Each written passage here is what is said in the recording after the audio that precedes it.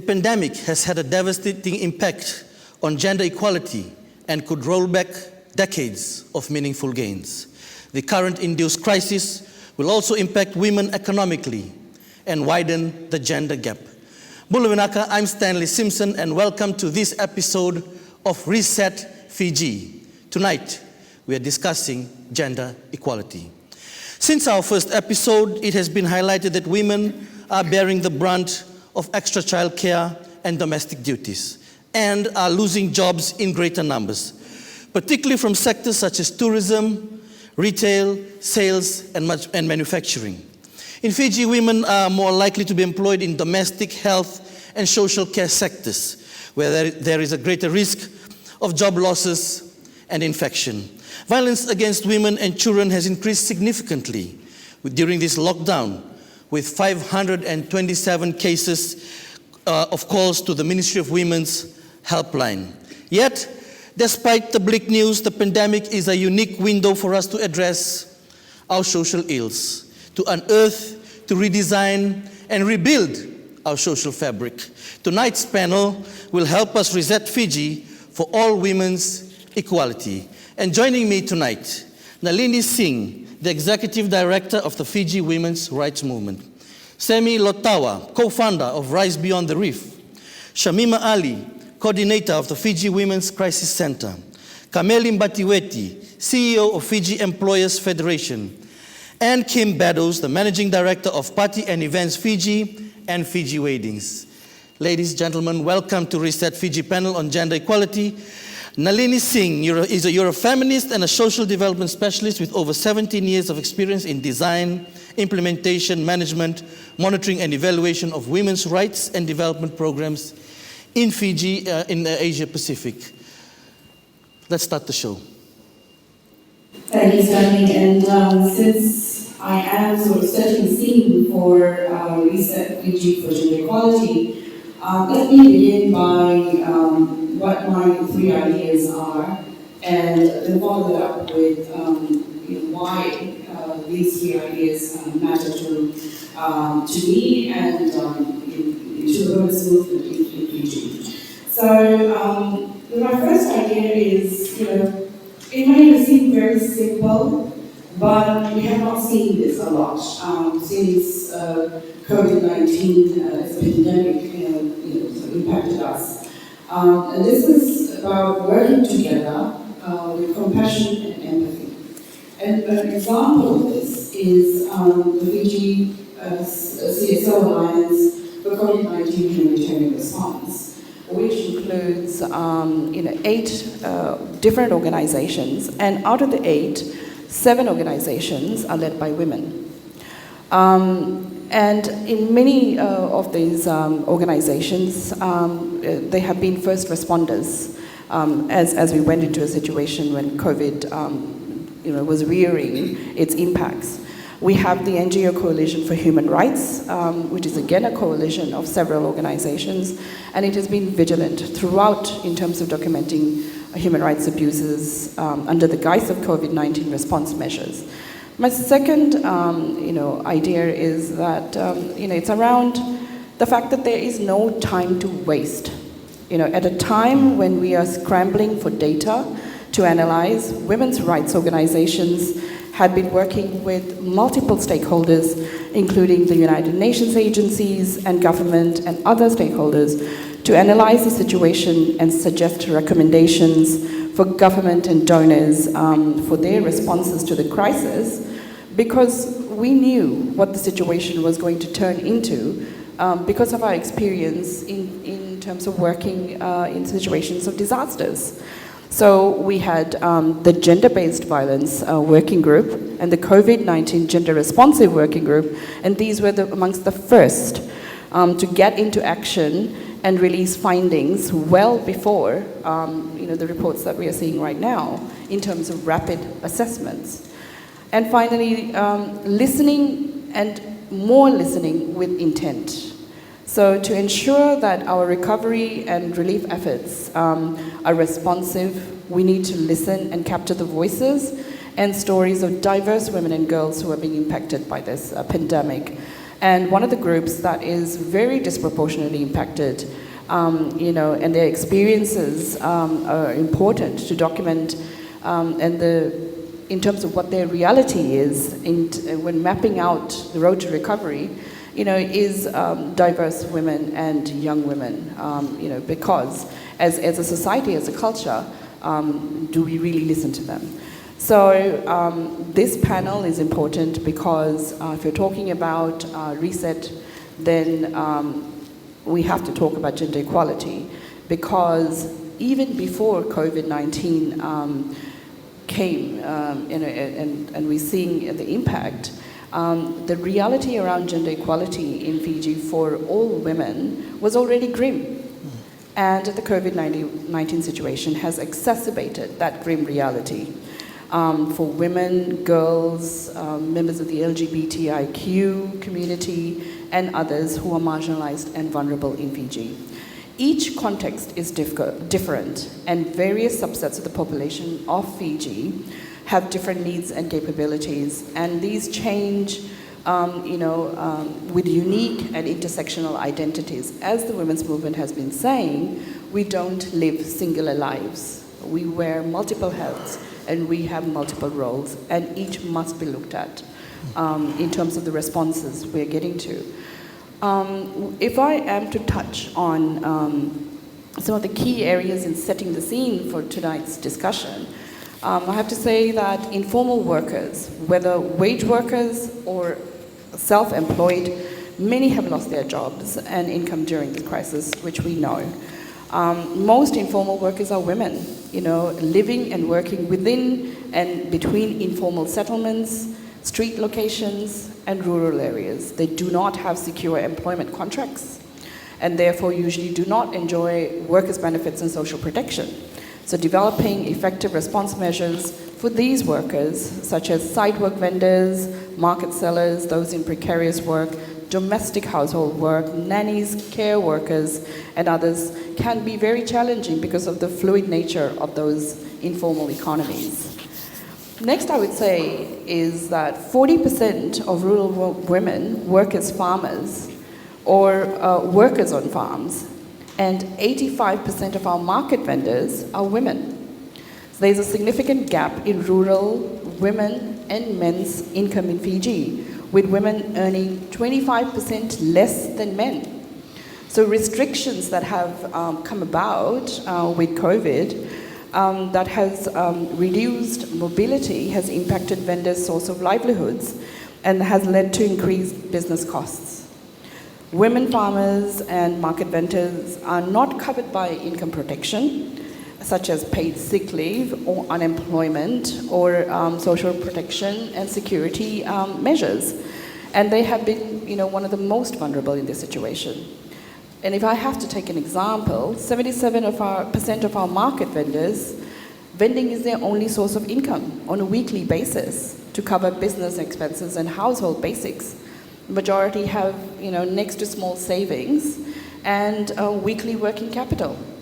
And this is not enough to withstand a major downturn in business activity for more than 1 or 2 weeks.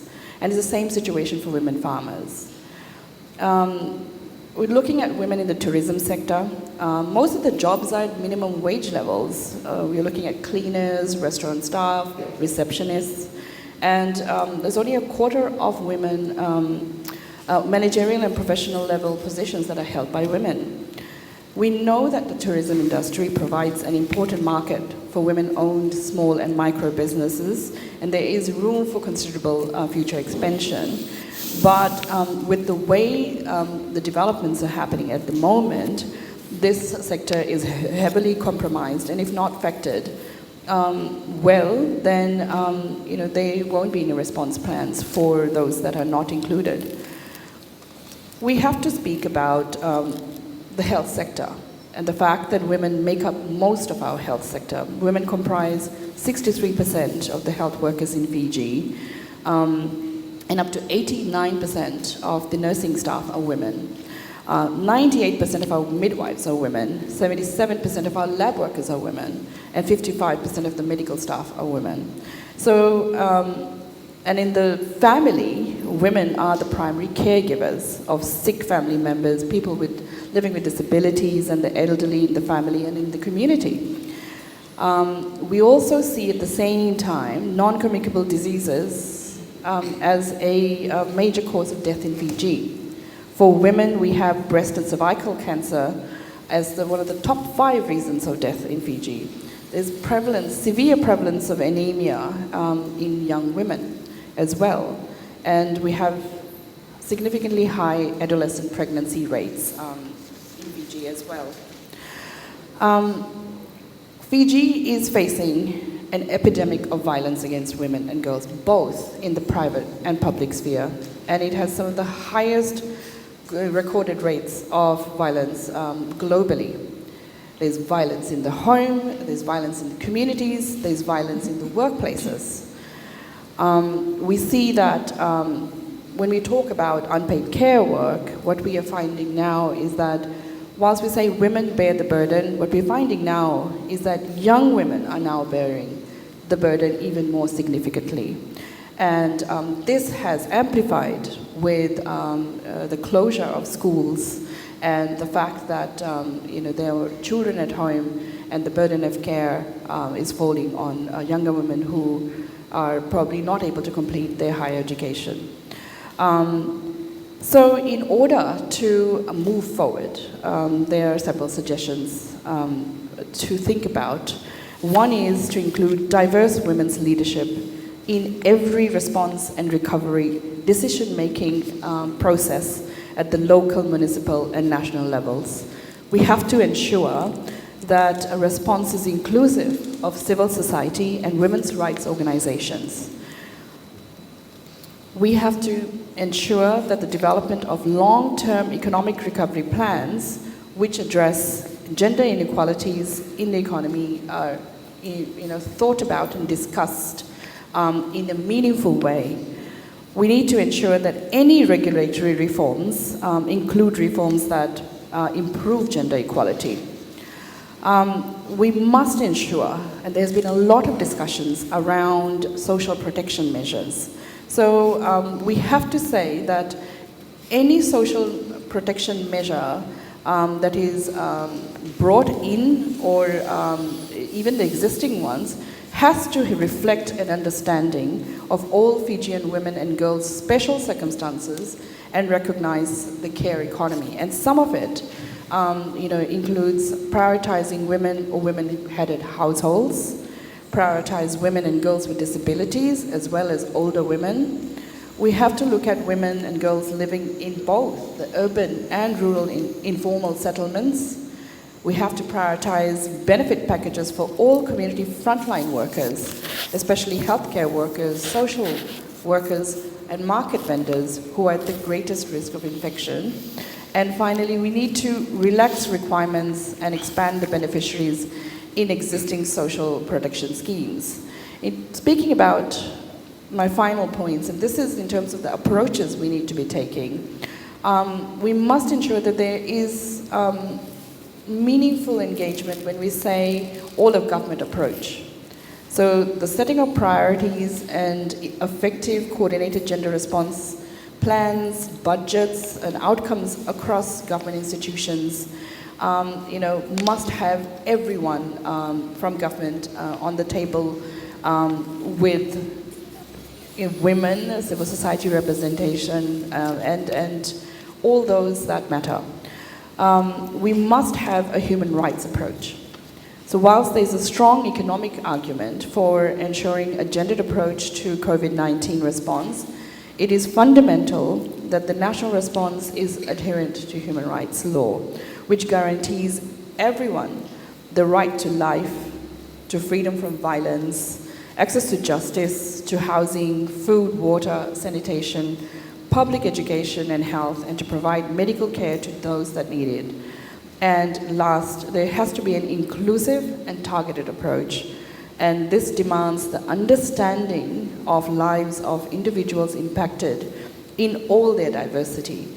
And therefore, a gender-just socioeconomic response would recognize the diversities between groups of women, as well as what it means as the needs arise throughout their life cycle. Thanks, Nalini. I think you've set the scene really well for our discussions going forward. You talked about the all-of-government approach, and I did not mention in the introduction that we had invited the Minister for Women to be on this panel. She had initially agreed. Unfortunately, the schedule took her elsewhere. And I just wanted to ask very quickly, when you're talking about the approach, how has been the engagement with government? Yes, so as I mentioned that, women's rights groups together with all the stakeholders that knew what the impact was going to be on women, we as early as March and April had started putting our thinking hats on and working together with government, with the Ministry of Women, Children, Poverty Alleviation, and map out, what would be the key issues that we would need to highlight to government in any response measures that they would have. So as I said, the Gender-Based Violence Working Group went into action immediately, knowing that any situation which locks in women with violent perpetrators, we would get to the situations of what you had said, a spike in the types of calls for help that the toll-free lines were getting. And you can see now what that has meant for women and children. In the same spirit, a number of us from civil society, women's rights organizations, UN agencies, and other stakeholders got together. And we spent many hours, this was all done pro bono, to think about, well, which would be these very women that we are saying that are going to be most impacted. Why did we do that? Because, as I said, even before COVID, women are not at the tables where decisions are made. So we knew that once we get into a crisis situation and they are not able to move, their concerns won't be heard. So in order to ensure that the government responses when we had the supplementary budgets and any social protection measures that were going to be announced or enhanced, we had to make sure that women in all their diversities were going to benefit from that based on the realities and not on what was the situation. Okay, so we'll probably have more questions or discussions on that later. I'd like to move on now to the co-founder of Rise Beyond the Reef. Our next speaker is Semi Lotawa. He's from Nalotawa village, Yakete in Ba. He grew up in a traditional setting of his village, attended a remote boarding school, one of just 5% of students from his district that graduated from high school. Semi's worked in forestry with a focus on sustainable community development. As I mentioned, co-founder of Rise Beyond the Reef. He's a farmer. Hello, my fellow colleagues in the audience. COVID-19 puts further pressure on existing inequalities in the world, and specifically on women and gender inequality. As Nalini has mentioned, women are disproportionately impacted economically, and the work of caregiver has increased, which is mostly unpaid. Increasing rates of violence against women as people are under greater stress and are more isolated. In Fiji, Rise Beyond the Reef, we work specifically with rural and remote women. Our entry points to work in the communities is through women. Our theory of change is that when women are leading and thriving, the entire Vanua will thrive. Still, in Fijian, they say, in order to shift gender dynamics in communities, you need tools to leverage the change. A workshop alone does not change dynamics. There are many platforms to stand on for us. We've opted for economic development for women to shift the dynamics because it gets to the hearts of women's ability to meet their needs, manifest their vision, and encourage their voice and choice. This is long-term work because you have to build trust. We can only move so fast at the pace of establishing a real relationship with communities. We cannot show up in communities and push an outside agenda on sensitive topic and expect that there to be an immediate transformation on gender dynamics. As a development partner to communities, we can only support a groundswell from within.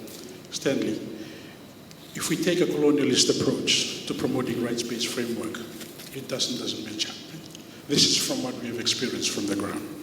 There are so many foreign development frameworks introduced in Fiji with the intention to address gender inequality. Those are great and important intentions. But as people who work on the ground in communities, we see that it doesn't stick. Women in rural remote communities we work with, in general, don't access support services in town, even if transport is subsidized and the services are free. They don't view it as a priority, even if they're dealing with issues of violence at home. Why?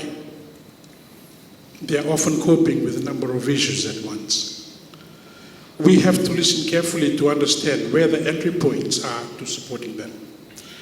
These foreign development frameworks also ignore the fact that there is an existing framework, which is our culture. We have to use culture to change culture, and I believe man needs to champion these transformational changes to shift the dynamics of harmful norms.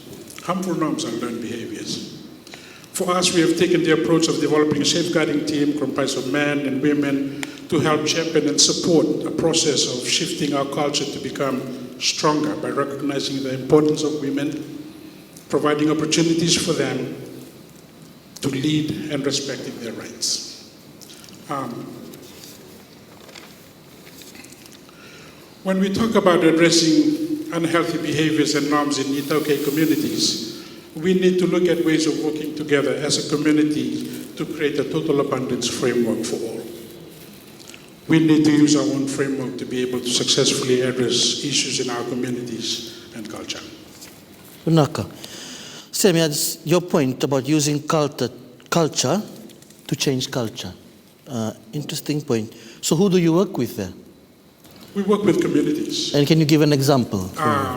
The Rise Beyond the Reef works in our model of work. We work only in rural and remote communities in the interior of Mba, Tikinakete, and in Ra, the coastline of Nakorotubu, Nairai, and Madwata. This is where our women economic development programs work. So, as I mentioned earlier, we need a tool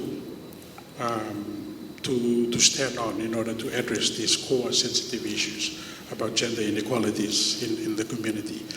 When I say we need to use culture to change culture, oftentimes in the aid sector, we are being pushed to lead our work through outside framework, whether it's international NGO or local NGO. These are outside framework, which are great.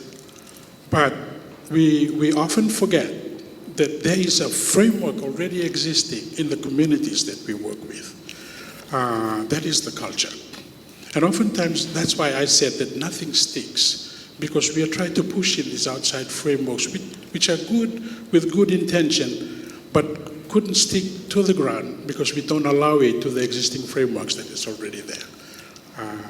So for us, as I mentioned last year, we formed our safeguarding team to address the issues of gender inequalities and high rates of domestic violence in the community we work with. And using men to lead this, supporting men who have always been and are the perpetrators. We often talk about it in circles, but living them. And we are trying to get them to lead the work in addressing the high rates of domestic violence and gender equalities in the community. Interesting perspectives from the first two panelists. I open the floor now to any questions from the audience for any burning point you want to make, any question you may have to the first two panelists. Anybody? Yes. Please identify yourself, where you're from, and your question. Hello, I'm Tara from Suva, and I had a question for Nalini. I enjoyed both your interventions. Thank you so much. You made the strong point, Nalini, that women and girls are already marginalized. Their voices have not been included in decision making. So now when we face this terrible crisis of the pandemic, that puts us further behind in terms of how we get their perspectives in there. But we know that at a time of terrible crisis, with the fractures that it causes, it also perhaps provides an opportunity to reshape things and do it differently. So I wanted to ask you, what have you seen that's worked best to include women and girls' perspectives in the COVID-19 response? And where have you seen it work well? Thanks. That's a very good question, and I think again, I highlight the first point I made was in terms of it's not a new idea, but it's something that has been missing so far. So in terms of ensuring that women and girls, in all their diversities, their voices are heard, one is, we have to have the spaces created to have women and girls, give them the opportunity to speak about their realities. Because as we're moving through, we know what kind of spaces that women and girls in our society have. We already know that they're not on the tables where the decisions are being made. And this is almost at every level, from the family to national governance. And we have a responsibility to ensure that we create those spaces, we learn about what the experiences are, and then use that reality in the responses we have.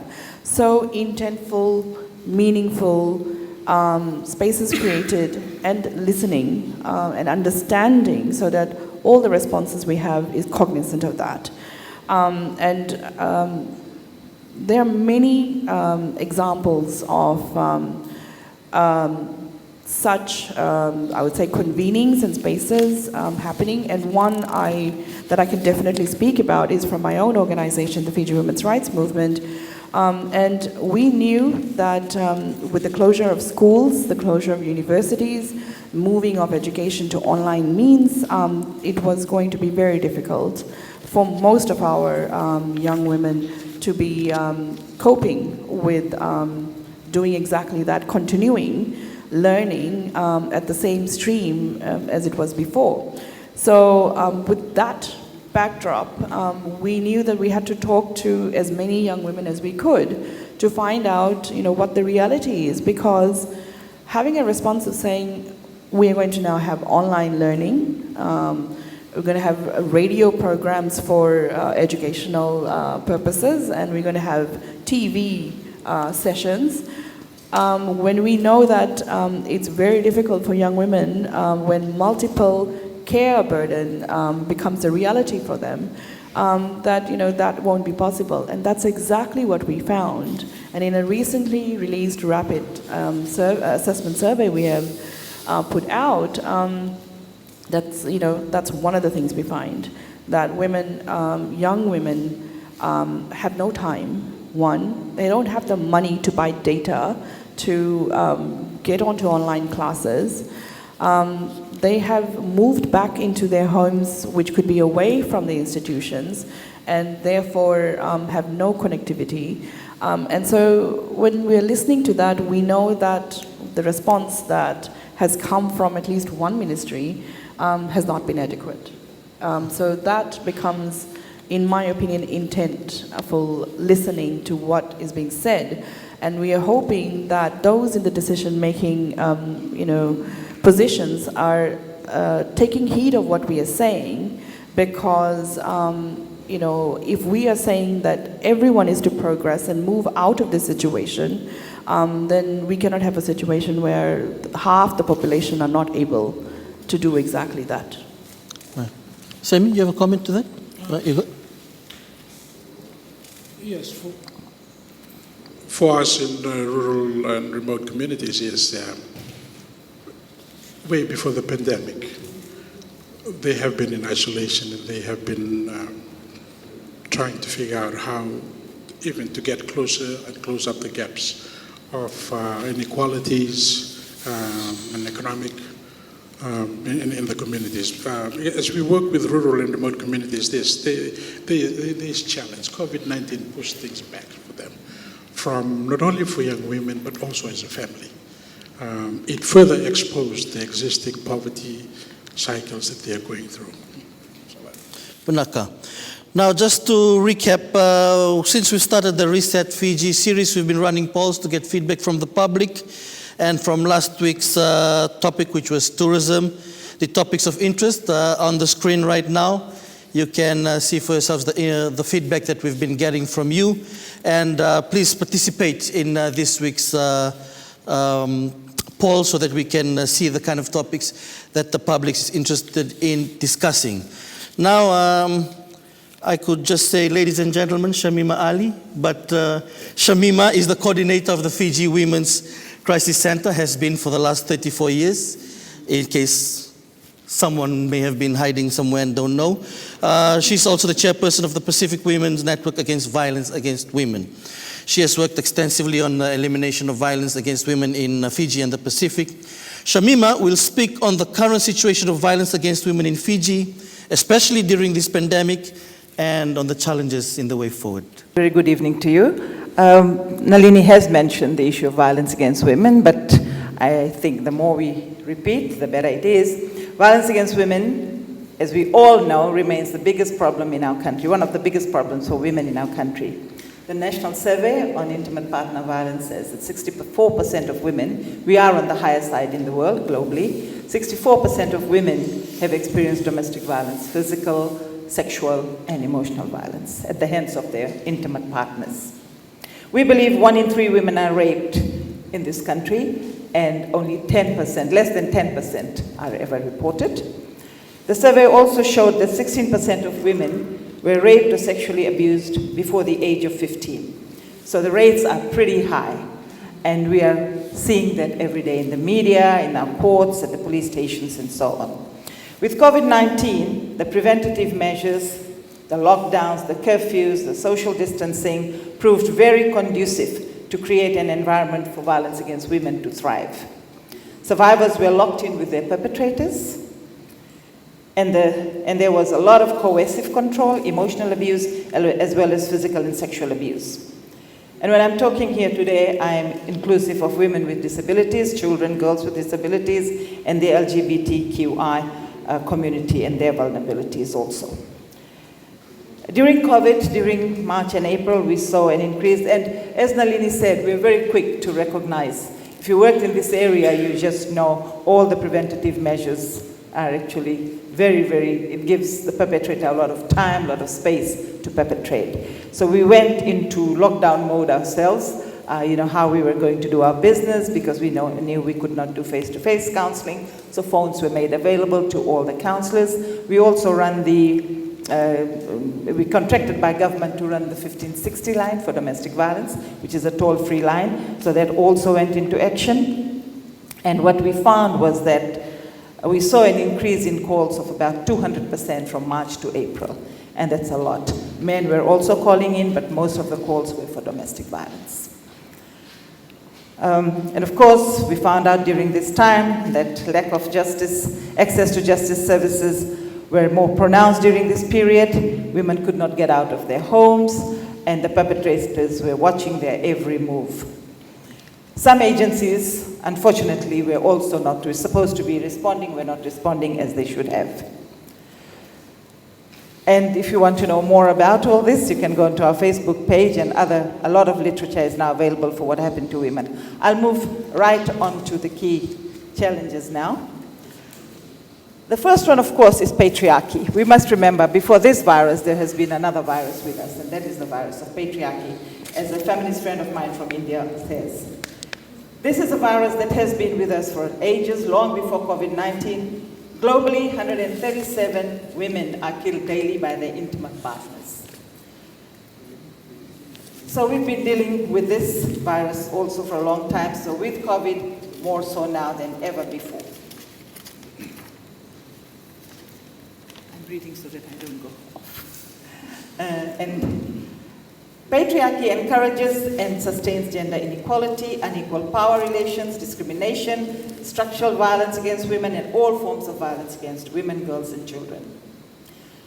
So that is the overarching challenge that we have. Another challenge is that we are all not on the same page. Meaning, evidence shows that the best response to EVO work promoting gender equality is a feminist or women's human rights or human rights approach and strategies. People don't want to see violence against women as a gender inequality as a political issue. I know a politician always tells me, stick to the women. You know, why don't you're doing such good work with the women, don't enter politics. Well, I say to everybody, this is a very political issue. It's about our lives. It's about what we deserve as a human right. And often want to relegate it to a welfare issue and give different root causes to it rather than addressing patriarchy and unequal power relations between men and women. We also see that while we are working with the Ministry for Women, and at this point, I would like to say that kudos to the Minister for Women, who is someone who listens. Very few people do that nowadays, who listens and advocates, takes action. With the ministry taking the lead, we have a national prevention plan on GBV. And fortunately, that work continues. And it recognizes patriarchy and unequal gender relations as a cause. But different arms of government go their own way. And that is a challenge we will be going through as we proceed with the national prevention plan. For example, at the moment we are dealing with an Asilasila fiasco. And just reading the response from the corrections, Fiji must be the first place in the world that has found a solution to rehabilitate rapists so quickly, from about 3 days to 9 months. We must keep in mind that rapists are recidivists most of the time. It's very difficult to rehabilitate them because of their mindset. And here we are glorifying rugby players who are convicted rapists. We also have the Itoke affairs to contend with while it's doing great work. I don't know if everyone else knows about this book called Kete Kete ni Marama, which actually takes women back into the dark ages, I believe, and puts all the burden of having a happy family on women and reminding them of their duties, traditional duties, which is often all the burdens that women carry. We also have to deal with the faith-based organizations. While some are working very well, for example, the Anglican Church, there are others who are still using religion to keep women subjugated, deny abuse within their own ranks, and fail to address gender inequalities within its own ranks.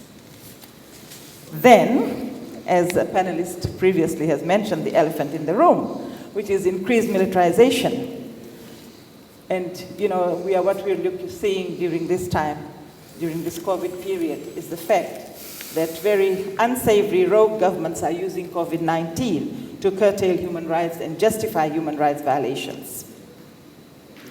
Women's human rights and ending violence against women has a greater chance when there is a healthy democratic environment, and increased militarization is not conducive to a healthy democratic environment. It encourages machoism and more violence against men, women, and the most vulnerable. For example, curfew. During curfew, 7-month-old babies are incarcerated with its parents to spend the night in the cell. And very strong interventions managed to get this baby out of the prison system, 10-year-olds, 14-year-olds, and so on. The fourth challenge is the INGOs and the development partners. While we acknowledge, and I acknowledge the great support many of them have given, I believe that a lot of the funding is wasted because we are now into branding. A message on COVID-19 and violence against women of 30 seconds, 5 seconds is taken up by naming the people who have supported it. 5 precious seconds that could be doing the message. Bringing in their own expertise, not allowing locals to have, because we've got our own homegrown remedies also. And when we talk about violence against women, gender equality, and so on, I think Fiji is quite way ahead. It's got a very strong feminist movement in this country, and we have been working on this on an average between women's rights and us, we've got 60 years of experience. As soon as disasters happen, and COVID-19 is no exception, we are bombarded with experts flying in from everywhere, or all kinds of expertise in COVID response to evil. So we are never able to evaluate or develop our own and try out what is best for us. I say we have the knowledge, we have things in place, we do need help, and we will let people know. If there is money, there is a lot of money in ending violence against women. If there is money, let's have a partnership. Give us the money, we'll ask for help, we know what to do. Another challenge is the service providers, particularly the government entities, including some responders amongst the NGOs. And I'm talking here about legal aid, I'm talking about police. There's a lot of improvement in police, it's a work in progress every time, but there are a lot of claims of what government entities are doing, and actually when you work in this area we find out that actually it is not working. That is why the Crisis Center has got a legal team of 5 lawyers now. Fortunately, with the funding from DFET and MFET. Of course, other challenges are, as Nalini had mentioned, poverty, unemployment, the urban-rural drift, pressure on people, impacts on the vulnerable, and so on the more vulnerable. So there are many, many challenges ahead of us. So the way forward, I would say the first thing we do is try and dismantle patriarchy that we have been doing for a very, very long time. And I also find, Stanley, that it's almost people are becoming very insular. Ethnic groups, religious groups, and others, and telling people, human rights activists, to mind their own business, and this is for them to deal with, and we are, the foreigners, the Keitanis, and so on, and that we should not be commentating on these things. But I will commentate as a human rights activist. All human rights is everybody's business, and that is what we do. So I think we need to open up a little bit and really have a good reflection, a good look inside ourselves. I also believe that we should all get onto the same page, aligned to global, regional, and national best practice and a rights-based approach, a feminist approach. So every program that we do, we must not lose sight of this. We should continue on the strong advocacy around human rights accountability, more so now than ever before. Must increase women's leadership and agency in promoting human rights of women, ending violence against women, and encourage men and boys' participation in promoting women's human rights. And as Nalini had mentioned, forming and working through alliances and partnerships that have been proven quite good and useful and effective, but still work in progress. And recently our Prime Minister has said leaders should be compassionate, kind, caring. So that's what we look forward to, for all of us to be that, and for our governments to be compassionate and kind. And definitely I'm looking forward to a very compassionate budget, a people's-oriented budget tomorrow. Thank you very much. Thank you. Every time Shamima sits next to me, I get the inkling that we'll get into some trouble somewhere with somebody. But powerful, hard-hitting, straightforward, addressing the facts, the hard-hitting truths. And I just wanted, before we go into the next panelist, to talk about patriarchy, because I know you have been hitting on this for a very long time. And the response that we all and I always see is that Shamima is trying to destroy our culture, our tradition, our values from the church, destroy our family structures by trying to take down or dismantle the patriarchy. What is your response, and how do you see it when people say things like that? I mean, this is not a new thing that's been said about you and the work that you're doing. Well, I feel very powerful right now, Stanley. And when people say things like that, then I believe that what we are doing is very effective because it's rubbing people up the wrong way. And often people who are guilty respond in that manner. And, look at the work that has been done and look at the men who have come on board. No? There's so many men who have become advocates, and I'm reading social media at this point in time. I mean, I'm not on Facebook or anything, but I do. People send me screenshots and things like that. And I'm looking at the number of men who, in this Nasilasila case, for example, are really so positive in their responses and so on. So I think we are, those kind of things will come and go, but I've been saying the same thing for over 35 years, so it is having some effect. Okay, and we'll take your questions and comments, and we'll have further discussions on this. Moving on with the panel, Mr. Kameli Mbatiweti is the CEO of the Fiji Employees Federation. He has worked for the past 38 years in human resources, and Kameli has also served with the Fiji Sugar Corporation. He brings the perspective from the employees and what is being done on gender violence and gender equality. Mr. Mbatiweti. Thank you very much, Stanley, and thank you for the invitation. I appreciate that. The members that the company I work for represent, they are believers. They believe that women are an important part of the business, that without women, there are certain things that cannot be done without women. And so I'll share with you some statistics and allow the statistics to speak for themselves. So also, under the Fiji Human Resources Institute, they also signed an agreement with IFC to participate in the Rako Rako Peer Learning Series. And they have covered a number of companies, and therefore the objective is to try and convert more companies to believe in gender equality. And therefore, I'll start with that. Also, I support my Tau Semi from Ba, about the culture, the cultural aspect being an obstacle, a hindrance to the progress towards gender equality. And under the eyes of God, we are all equal. We are one, and therefore we need to afford that respect to our ladies. But I'd like to speak about a ILO study in 2017 where it indicated that women's participation in the global labor market, it remains at nearly 20% lower than men. And so that's quite a significant number. And so some of the reasons behind that number is discrimination, and we're quite familiar with that. Discrimination, there's also disproportionate care, and the women having to go home and undertake the household responsibilities. Also, there's the concern about safe and affordable transport for the women to and from work.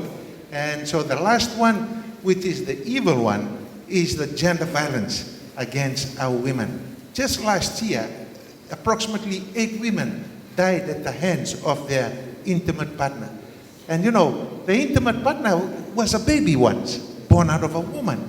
And the intimate partner grew up as a beautiful, small, young little boy, only to become a monster later on. And therefore, people need to start changing their perspective towards their women, towards women in this regard. And so, the same ILO report estimated that if the gap in the participation rate between men and women was to be reduced by 25% by 2025, it could add $5.8 trillion to the global economy. Isn't that amazing? Not only it will add $5.8 trillion to the global economy, it will also boost all the tax coffers by $1.5 trillion across the world. And so that is the opportunity cost right now for all countries that disregard their women. How important it is that companies start to now change their perspective in terms of engaging women. And so companies that don't effectively participate or engage women as employees or as leaders, 2 things come out. Number one, they are less productive the organizations are less productive, and also they are less innovative. You know, women are quite innovative. I think it's part of their DNA, their genes. Their innovation just comes naturally for them. Now, if I may just speak about a report that was put out some 5 to 6 years ago, that on the stock exchange in Fiji, the South Pacific Stock Exchange, of the 109 seats on the board at that time, only 8 was taken up by women. But that was 5 to 6 years ago. So 5 to 6 years later, we've seen an improvement in those statistics. And so, you know, kudos to the government for now starting to realize that women play an important part in our economy. And so it is amazing that in the universities in Fiji, a lot of graduates are women. Most of the graduates are women. Yet, less women are participating in our workforce in our country. So I spoke about the statistics earlier, and so the organizations who fail to take note of those statistics, they do it at their own cost. And so I'm hoping that they will be able to participate in this endeavor to get more equality into the workplace, or for women to have more equal place. So I'll finish off with a IFC global study that reported that gender diverse companies have said this. Number one, because they are more gender diverse, there's a greater pool of talent in the company. And so their staff turnover reduces significantly because they have a greater pool of talent. There is, number two, a stronger financial performance. Now, tell me, why aren't companies bringing in a lot more women in their place? Number three, and the final one, is better reputation. The organization has a more stronger reputation in the market, hopefully in the global market if they participate in the global market. And so, Stanley, once again, thank you. Thank you for the invitation. I think I'll leave it at that. I think very enlightening, and some people really enjoyed that, the clapping. In terms of the Fiji Employees Federation and your members and things, you talked about the study saying diversity, gender diversity, makes the organization more powerful. How are you seeing that in action in terms of diversity and representation within the Fiji Employees Federation? Okay. What's actively being done? We don't tell them what to do. However, I know that they are working in the background to correct that anomaly. Yeah? And so there are a number of companies that are reporting every month on the percentage number of women and men in the organization. Not only are they reporting that, they also, not reporting to us, reporting to their head office. Not only do they do that, they also put together a plan on how will they reduce the gender gap. And so that is one of the plans. The other plan... So it's become a policy? It is a policy. The other part of their policy, some of the organizations that we represent do, is that if at the recruitment and selection process, when the last two is a woman and a man, the preference now is to take the woman. And so that's now something that is changing slowly, but it's just like a big ship that's trying to turn around. It's a slow process. We're hoping that if they listen to the statistics that shared, they'll hasten the process so that they get the benefit now rather than later. We're moving on.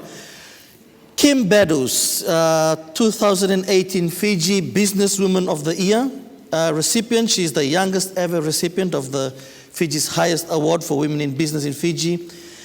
Everyone knows Kim as a dynamic and passionate female entrepreneur from Nandi and the owner of Party Events and Fiji Weddings. Kim, you have the floor.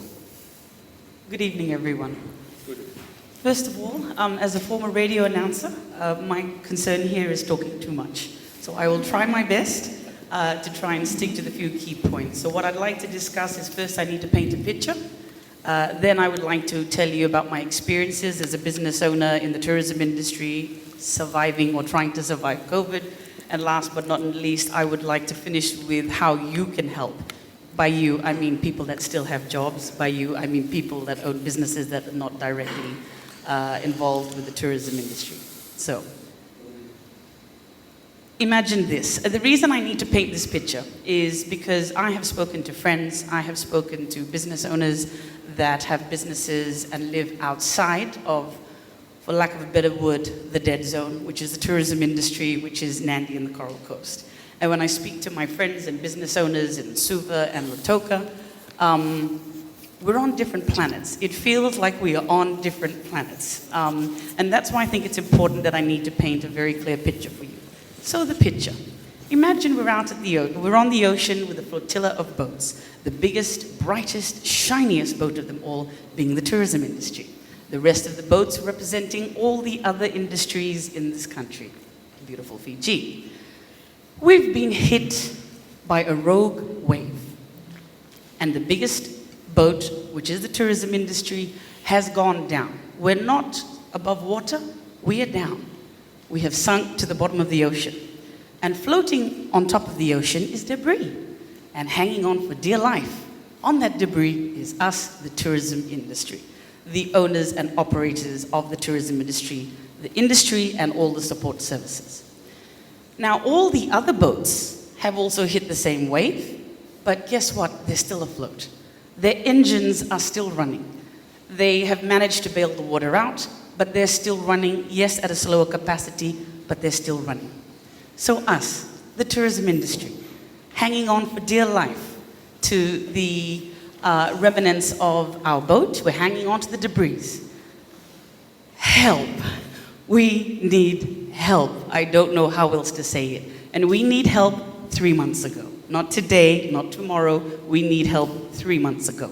And we're looking up for help. And the rescue helicopter is meant to be on its way. And it's coming. We've been told it's coming. And it's coming, and I'm sorry, I have to be honest here. It's coming, and what it feels like is happening is it is sending help to everyone, to all the other boats and our boats. What we needed to do is we needed to hover over our boat, the tourism industry. And it needs to not be throwing out long forms for us to fill out and whistles for us to grab attention to ourselves. We need life rafts, because at the end of the day, we need support to survive, and we need support to get this country back into business. So I hope that slightly graphic description paints a really clear picture. That's us, the tourism industry. My story as a business owner. Luckily for me, I could see the trends in February. It was very clear to me. I quickly called a meeting of my entire team. I drew a coffin on the whiteboard, and I explained what all the different nails were, starting with a depressed economy in 2019, then we had measles, then we had the Australian fires, and that's our biggest provider of tourists to Fiji. And I said, guys, I don't even believe the words coming out of my mouth now, but this disease could be the final nail. So we can sit back and say, okay, it's gonna be okay, it's gonna be okay, because everyone was saying, we'll be fine, we'll be fine. But I can't do that because I'm a planner by nature, and that's what I do for a living, I plan.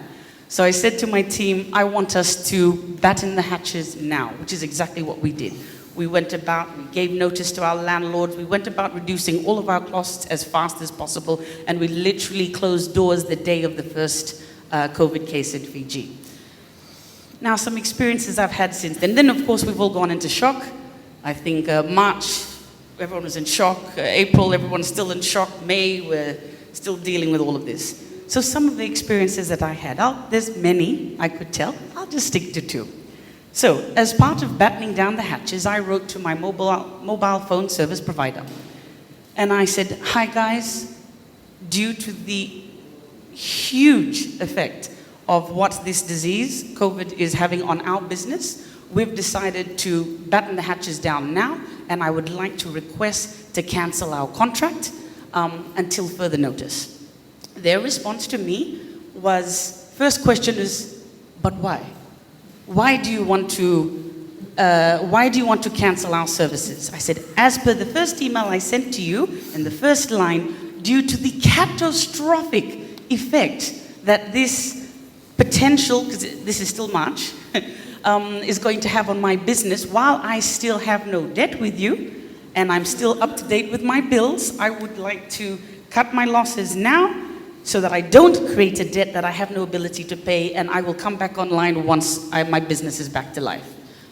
The response to that was, okay, we understand. That will be a $20,000 early disconnection fee. That was the response. Now, in fairness to them, this is why the story of the boat was relevant. In fairness to them, we communicated. I communicated very clearly, as you can imagine, and I asked them, where are you sitting right now? Where is your office? Where are you sitting from? Suva, have you been to Nandi? No. Do you have any friends or family in Nandi? No. Please put the phone down, ask your workmates, anyone has friends or family that live and work in Nandi, you will understand what I'm talking about. All I'm asking for is some compassion and understanding. The long story short of that is they realized, because it's not their fault, they didn't realize at the time their head office is in Suva, but they came to the party and we solved that problem. The second one. My friend the taxman.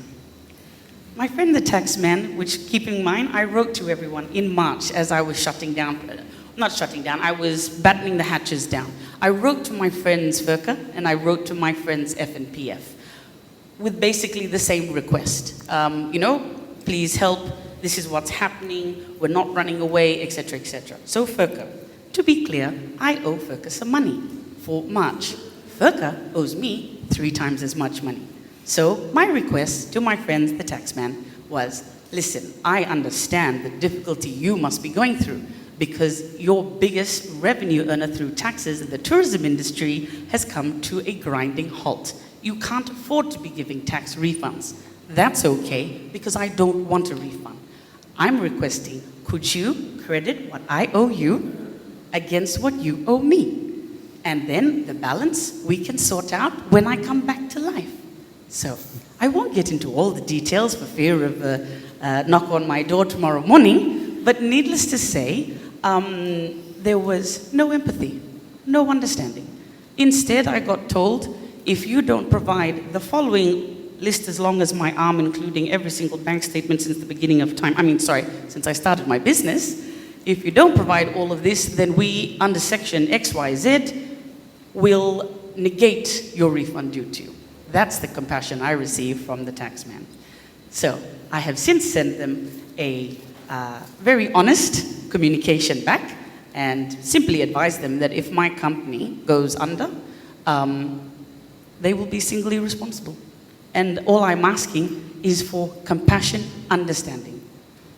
So that's that little story. And like I said, I could go on with many other stories. But you've got to keep in context as well, as a business owner and many other business owners, we're doing this while trying to see if our businesses can survive, while trying to look after our staff, while having the world that we know around us collapse. So our mental health has certainly been challenged, and it is when we are dealing with organizations that show us no compassion that it just makes things 10 times more stressful. So, on to the positive, how you can help. Number 1, compassion, as I think has been brought up across the board. I would like to give credit where credit's due to my friends at FNPF. Now, I had exactly the same request to them, but the way they have handled us has been totally different. Their communication to me as a business owner was, Kim, we understand the difficulties. We cannot give you a decision yet because it's got to come from the top, but we are here to support you and work with you. It was something as simple as a compassionate email that made a world of difference as a business owner. So I'd like to say thank you to them for that. Something as simple as a compassionate, empathetic email to a business owner made a world of difference. How you can support. Number 1, if you still have a job, if you are an organization, a CEO, or of a company that is not directly related to the tourism industry and is outside of the tourism industry, please come and visit us. Come to Nandi, come to Singatoka, come to all the tourism areas that are trying to reopen for business. Do not ask us for discount, because the prices that people are advertising are, in most cases, they're advertising that at a loss. The reason they're doing it is to try and provide some basic income to their employees and to get practice as well. So number one, you as an individual can help by coming out to the tourism industry and spending your money. We desperately need it. Number two, if you are a business owner and one of the companies that owes you money is a tourism-related operator, please have compassion with dealing with them. Do not threaten to close them down. Do not threaten legal action. Have compassion. Talk to them. They have no ability to pay you $1 for now. And if you ask them for a payment plan, anything they tell you is not the truth, because they, like the rest of the world, do not know when things are going to get back to normal. So that is how you can help as a CEO of an organization. Banks. We greatly appreciate the 3-month holiday, but 3 months flies by in a blink of an eye. We need 1 year, minimum, a 1 year straight holiday, and by holiday, I mean an interest-free holiday as well. To be clear what that means to us as a business. Pre-COVID, we were doing okay. We were paying our repayments at a rate we could afford based on the income that we had coming in. COVID has hit. Most businesses in the tourism industry have gone from hero to zero overnight. They are not earning $1. So if you give us a holiday that we don't have to repay our loans, but are still charging us interest, when the borders open, if we are still in existence, we then have a bigger debt to pay you with a lower income than ever before. So please, if the government can work with the banks, and we need a 3-month, sorry, not 3 months, we need 1 year. Thank you, I'm still going, sorry. Last but not least, because as I mentioned, I could go on for a while, is I think we need to treat this like war. We are at war. The tourism industry is a dynamic industry. It is the industry that has the ability to get this country back on its feet. We need help.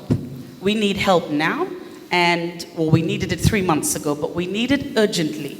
And what we need to do, if just little things such as the banks giving a 1 year holiday, that immediately takes the pressure off a business owner, a tourism operator. That's one thing that could possibly take you down. F&PF assistance and support in penalties and things like that, not having that, that's another pressure. If the government could create a law, put the law that no tourism operator could be declared bankrupt within the next 12 months to give us breathing space. If we could have the weight of the world taken off our shoulders, I am confident that the tourism industry is made up of dynamic individuals that can get together and come up with a plan to move forward, because we need support till the very end. And last but not least, with regards to women, don't take my word for it, simply read what's happening in the international media.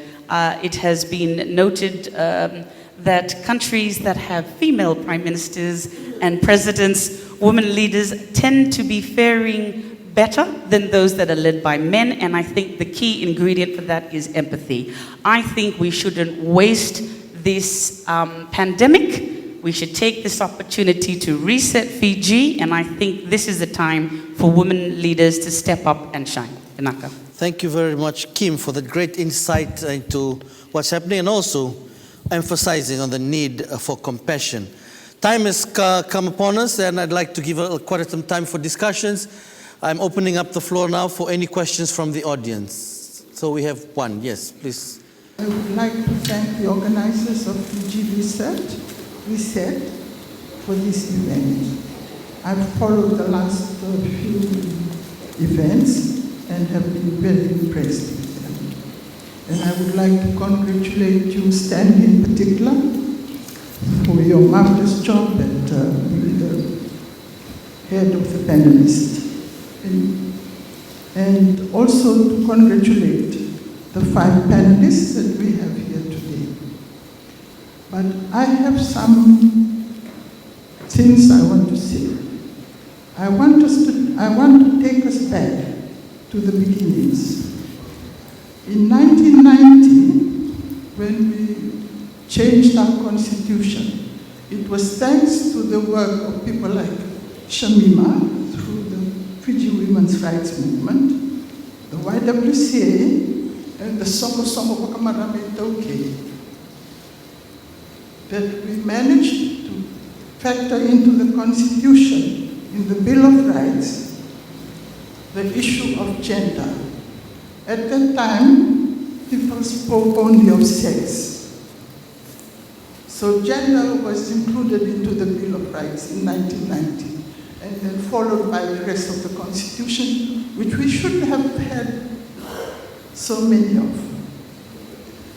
And in 1995, through again the women's rights movement and the Songo Marama, we managed to get the government to be party to CEDAW.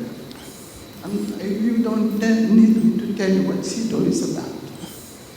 Further on, in 1997, the new constitution had reforms on citizenship, which gave Fiji citizens, women, equal rights to their Fiji citizen husbands. And then there were other changes. We also established in 1992 the Fiji Council for the Disabled. So things were moving towards what we're talking about. And I would like to congratulate FSEC. In 2013, I think it was, they established Women Entrepreneur Business Council, which for the first time included in FSEC a council for women. So there have been movement towards women equality. And a lot of these were achieved because the women involved worked on the sympathy of those who make decisions. And that's an important matter in this discussion. Okay. You know, you talk about all the, Shamima mentioned those who work against patriarchy, or those who are in favor of patriarchy. But if you look at these institutions, they command the majority of the population of this country. And you talk about culture. Thank you, Zolwina. We have to, you know, half of the population of this country, especially the Tauke, they observe certain cultural framework. And thank you for bringing up that matter. If we are going to make any of this work, we will have to create frameworks that take into account culture, ethnic diversity, and business practices. Now, Vale, wonderful. Now, can I round it up there so we can take the other questions that's on the floor? You didn't give me a time frame. But those are things that I want to mention. It is very important to get the sympathy and the empathy of the people with whom we work and whose views and mindsets we are trying to change. You know, the police, we have a new crime act, which is changed from the penal code. And that says any violence is a crime. Thank you. Thanks for the great historical perspective and the points that put into then, I think, on the points of patriarchy. I think those that are saying that you're weakening the family structure, the church, the traditional, maybe if they look at it from another perspective, you're actually strengthening our pillars of society, as we call them. 3 questions I'd like to take at once. Please keep it quick so that I can have time to the panelists to respond adequately. We have about 15 to 20 minutes left on the show. Yes. To speak on the topic that I'm well versed in, that is urban planning. Gender equality in urban planning is what the question kept popping into my head. Currently, we try and include a balance of sorts in that, talking about improving walkability in our cities and towns, provide safer public spaces, for women, children, and holding the shopping and all that, encourage mixed-use development in the parents' workplace being close to homes or daycare facilities be designed into office buildings, and regulations and building license to be offered to women, to be encouraged to women. Now my question is, well, with the table open, in my sector, we give opportunity to the general public to speak up on urban development issues. Our doors are wide open, but my question after hearing the conversations today, is there anything else that we are perhaps not asking, the people from my sector, that we are not asking the community at large, that perhaps we can introduce or improve on to bridge this gap? Thank you. Second question. My name is Chantel, and I'm with the Social Empowerment Education Program. I'd like to talk about that elephant. And I'm glad that Shamima brought it up, and because we work in the sector, civil society. And it seems to me that everything we're doing in reset, innovation, technology is happening inside a very big bubble. And that bubble is controlled by a militarized state. And we have been for quite a long time.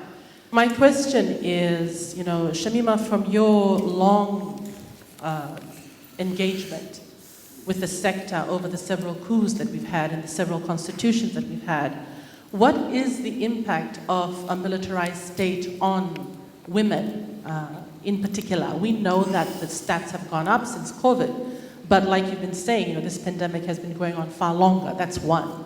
And the other one is, you've talked about a militarized state and patriarchy, but I want to hear how can we help, and this is going back to the first panel, Professor Vijay Naidu brought up this elephant, and I would like to know how we can, as a society, assist this military in redefining its role, knowing fully well that the budget is coming up tomorrow. Thank you. Thank you.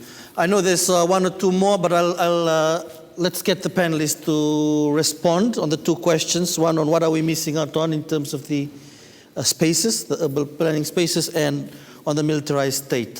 Maybe Nalini can talk on the urban one, and then Shamima can talk on the militarized, and then we'll ask the other panelists if they have a view. Yes, and I'm saying this without the benefit of having looked at what these your frameworks in terms of the consultations that you do have when you move into planning processes for the different areas. I mean, we do a lot of consultations, and we talk to a lot of different people. But my key concern here is, do we really listen to when women, girls, women in all their diversities, when they have something to say? Because often, and it's the way we are brought up, it's trivialized. We take it from the point, I take it from the point of view of, say, for example, when a young girl, young woman, older woman, tries to report violence. Who takes that seriously? What confidence does she have? Why do we know that it takes more than 2.5 years for a woman to report the violence she faces from the first instance to when she actually reaches out to the formal justice sector for some help? It takes 2.5 years. So when I translate that to, say, for example, what issue you were talking about in terms of urban planning, are they really taken seriously? You can have women in the room, but if you put them in the same space as men, who takes the space?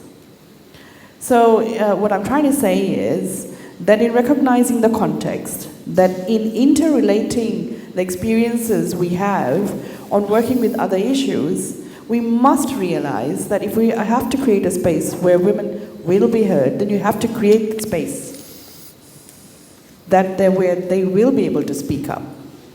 You know, so knowing the context and then, you know, having a space, listening intently, and then following through in terms of what they're saying, which might not come across outrightly as it does to, you know, some of us. A lot of times, a lot of responses are caged in stories. Kim has done a wonderful job of trying to explain her situation in a story. Often happens in communities or with women, young people, girls, and we have to dig through to figure out what is meant by that. You know, so that's what I would like to say, that we cannot forget what is happening interrelated with other areas that we are trying to work in. And if we have to say, why aren't the women there, then let's really look at why aren't they there. And in what we have been talking about is right now, when women are shouldering up to, say, 3 times, 4 times the care burden, and you want to have a consultation, that might not be the best thing. Thank you, Nalini. Shamima, respond on the militarized state question.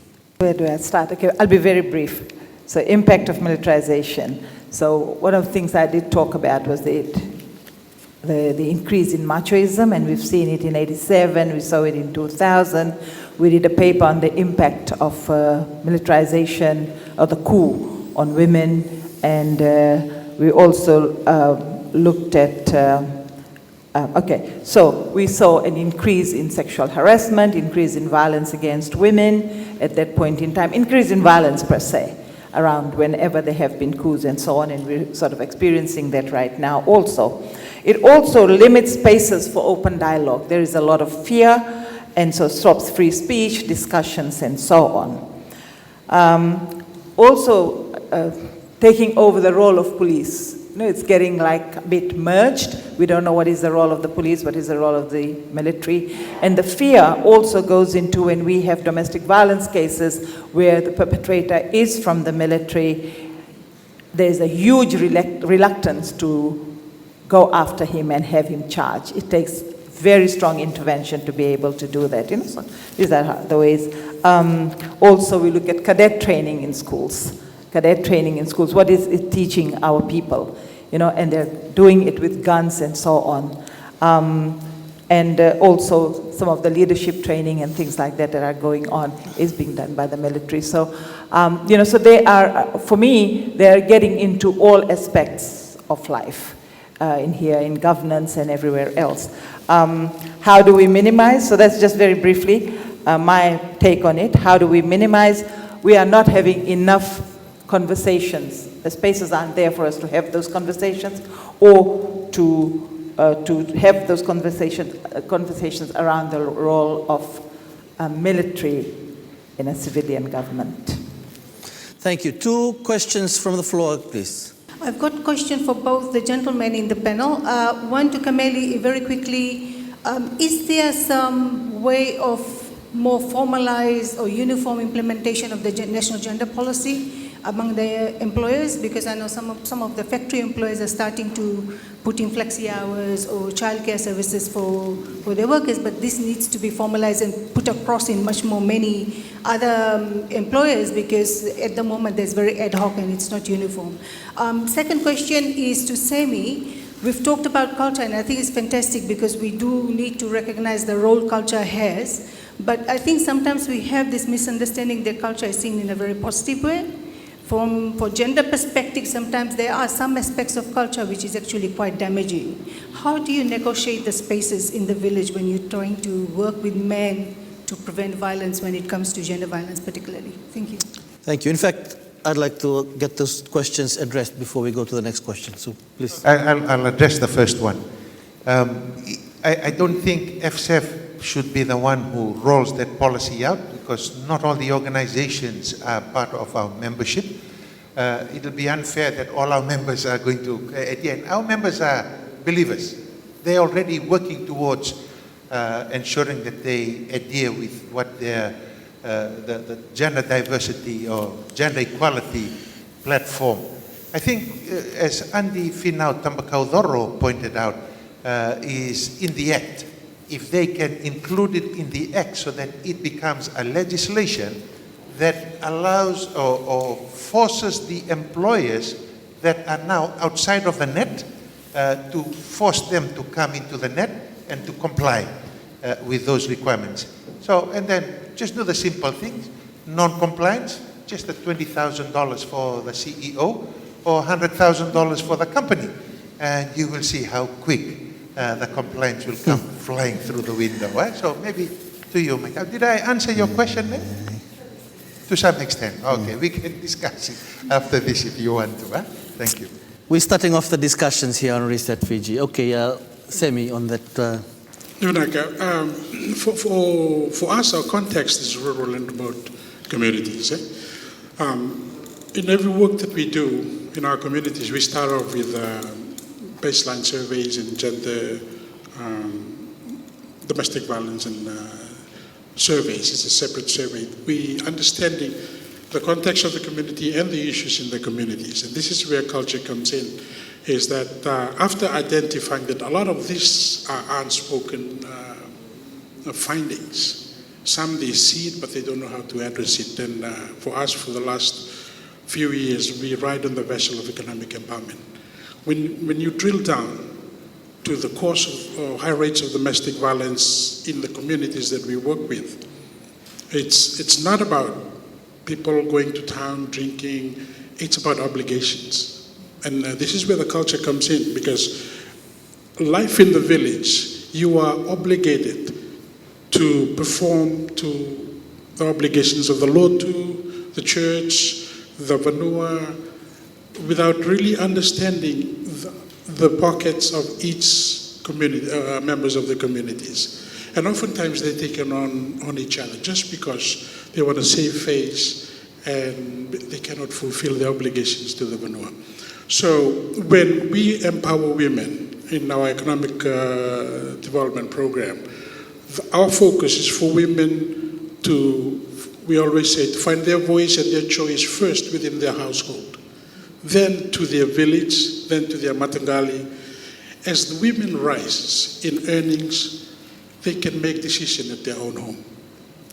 And as that, the combined voices start to rise because of the income they're earning, they are able to negotiate. And some of these powers, you start to see the shift in power dynamics that is rigid and embedded with culture. So organically, cultures are slowly start to shift. And those are the things that we have seen on the ground. Thank you. I'll take the final question. Very quick, but at the same time with the answering of the question, if I can get the panelists to give their final summation of the panel today. Yes. Thank you. My name is Lili Vuyasawa, and I'm a lawyer with the firm of Manrolis. My question is directed to Kameli and Shamima. In relation to just the rising numbers of gender-based violence cases in Fiji during COVID-19, I myself have experienced a lot of clients who are women who are professionals who have come forward to ask for legal assistance to perhaps apply for a domestic violence restraining order. I just wonder, given Kameli, your position as the CEO of the Fiji Commerce Employers Federation, whether there is an opportunity here to engage with women's rights organizations who have the experience, the expertise on the ground to try and assist women in corporates to learn the basics around what the patriarchal culture means, what gender equality is, how to actually get advice and assistance on how to access the justice system, all of these issues. Because I understand that there are a lot of international organizations who are assisting us on right now during this period, but I wonder whether this is an opportunity to also reach out to the local experts on the ground. Thank you. Thank you, Andy Liliwai Manu. Good question, and I agree that there needs to be a lot more awareness among the employers And that was a good suggestion you made, that we need to collaborate more with the women's organization. And I opened the door now and allow them for us to start collaborating, because it's important we come up and we address the elephant in the room, as Chantal had pointed out. And therefore, if we can provide a lot of awareness through training sessions, through discussions, and I think it should not only involve the women, it should involve the men, the perpetrators. In some cases, not all men are perpetrators, but there are some men, if I may say, some men, I don't know what the numbers are, but we need to get the men in the room also. Otherwise, we're talking to the converted all the time and not to the one who needs to be converted. And so, great idea. I thank you for that. We will certainly be using her experience as a lawyer to come on board with us to participate. And I now put out the olive branch to the two ladies to ask you if we can collaborate. We would support whatever collaboration that we can do with you ladies, because women are very important in the business. Thank you. Very quickly, Lily, you know, we have done this work for years, and we have worked with business houses and corporates and so on sexual harassment, and so is FWRM doing that.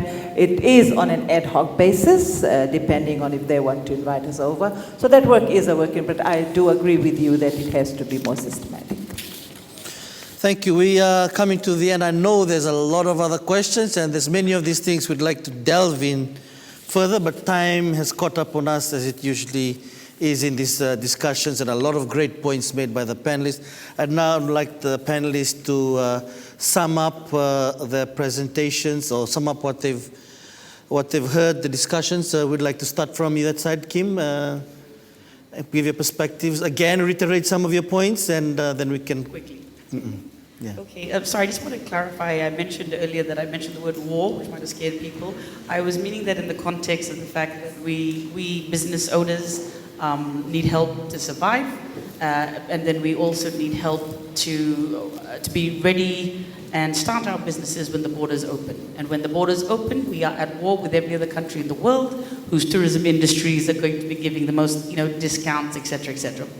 So that was the perspective of that. With regards to women empowerment, as mentioned before, to be empowered, you need a job. You need employment to a large extent, because money does help the situation somewhat. And in order to get a job, we, the businesses that are struggling to survive, we need support, so that if we can survive, then we can provide employment to the men and women in this country.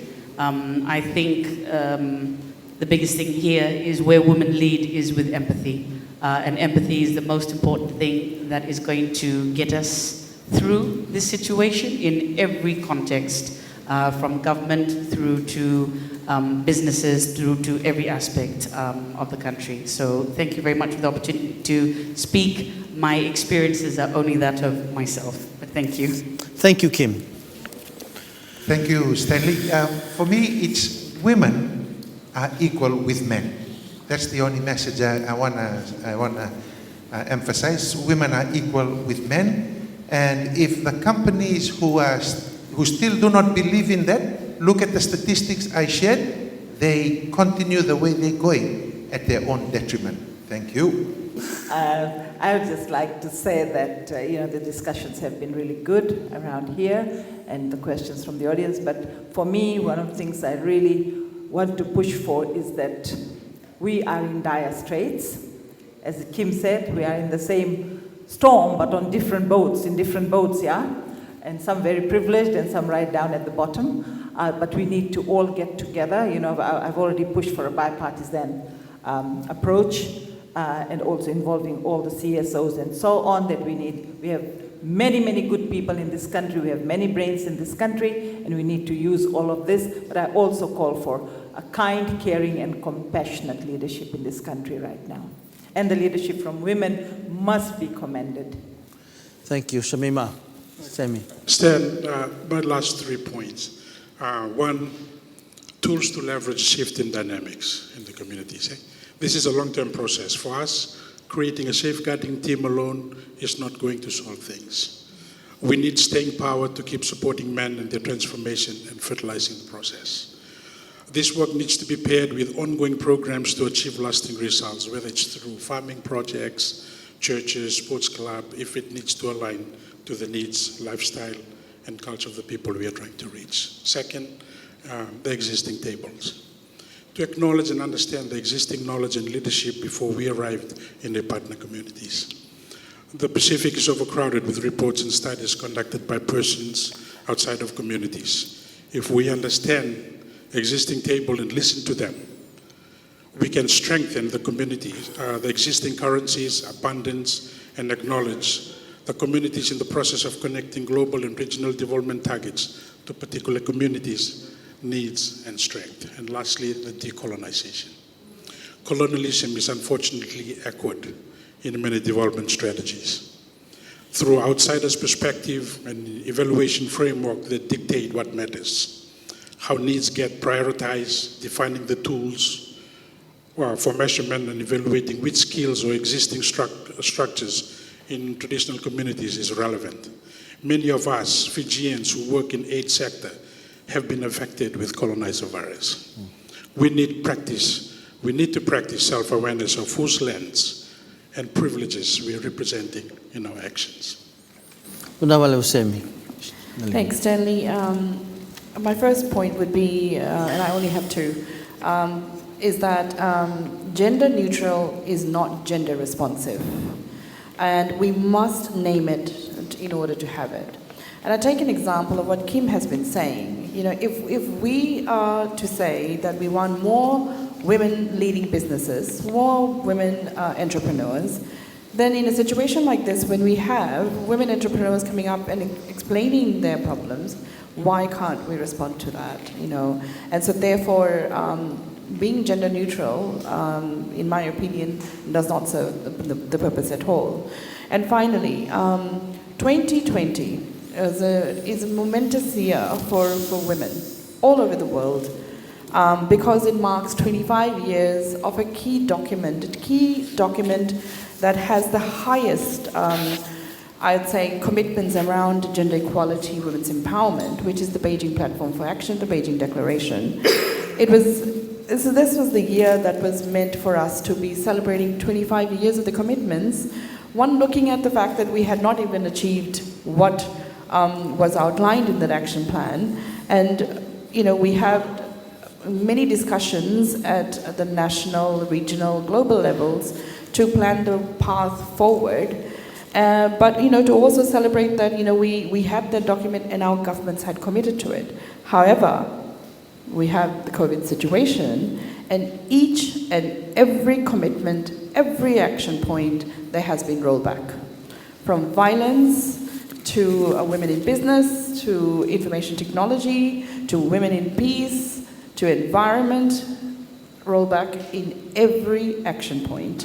And so now we are at the juncture to rethink, revision, re-strategize, work together to build and move forward. And as Beijing took 4 world conferences of women and member states, I'm hoping that it does not take that long for Fiji, the region, and the world, you know, to reset, because you know, we know what needs to be done. It's just putting the political motivation and putting the resources to where it's needed, because the solutions have come through in all the reset panels, including this one. Nalini, Semi, Shamima, Kameli, Kim, thank you for joining me on this important panel on gender equality. We're fighting the COVID-19 virus. Let's not forget the colonization virus and the patriarchy virus that's been highlighted by our panelists today. We are at war, but we need to face it with compassion, with diversity, and inclusive decision-making. That's from the Reset Fiji panel on gender equality. Please, we welcome your feedback. Participate in our polls. Stay tuned for our next week's panel, which will be another hot panel, this time on education, but from the USP campus here at Laucala. Good night.